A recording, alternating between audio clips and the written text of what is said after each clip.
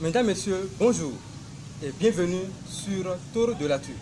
Au sommaire, nous allons parler de la Covid-19, de la présidentielle d'avril 2021, de Ricat Madougou et revenir sur cette affaire de destitution du maire de la commune d'Adjaouéré.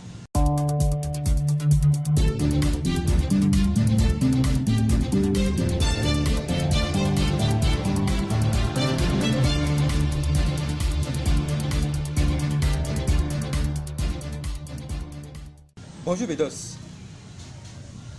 Et ce matin, la forme? Bonjour John, je pète la forme. Chers téléspectateurs, bonjour. Covid-19, la pandémie revient en force. Les populations continuent de négliger les gestes barrières. On ne cessera de dire qu'il faut respecter les gestes barrières, un peu comme on a adopté le condom contre le VIH et les maladies sexuellement transmissibles. Il est primordial pour tous de redoubler de vigilance. Néanmoins, il y a une lueur d'espoir avec l'arrivée des 36 000 doses de vaccins. Oui, c'est vrai, John. Mais fais un petit calcul. On est 10 millions ou 36 000 doses.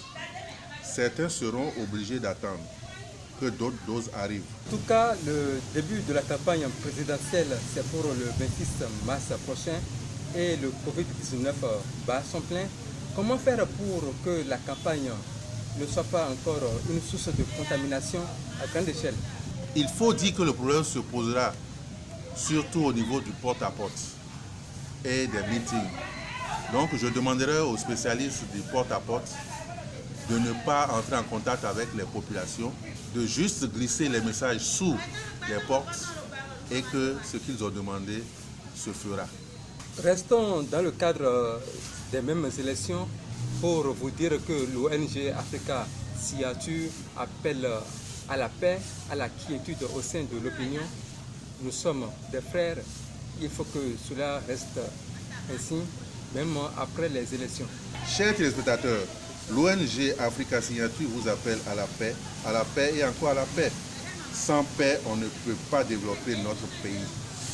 Passons maintenant au prochain sujet.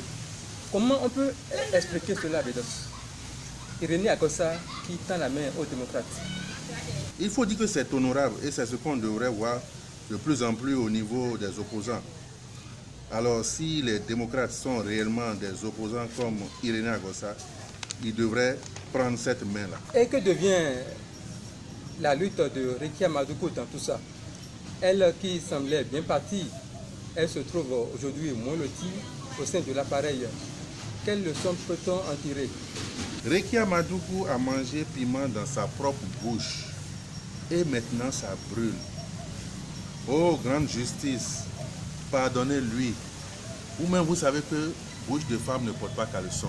Revenons très rapidement sur l'affaire Karamat Fagbouroum.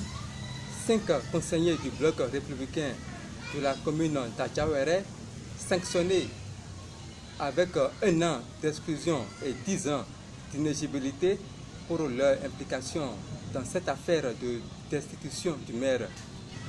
Comme punition, c'était la moindre des choses de la part du PR. Maintenant, voleur et receleur, c'est la même peine. L'UP doit donc agir et retourner le fauteuil à qui de droit. On termine par cette actu Ipoul. Emma l'Ouest, influenceuse ivoirienne, montre des seins un peu trop parfaits sur le web.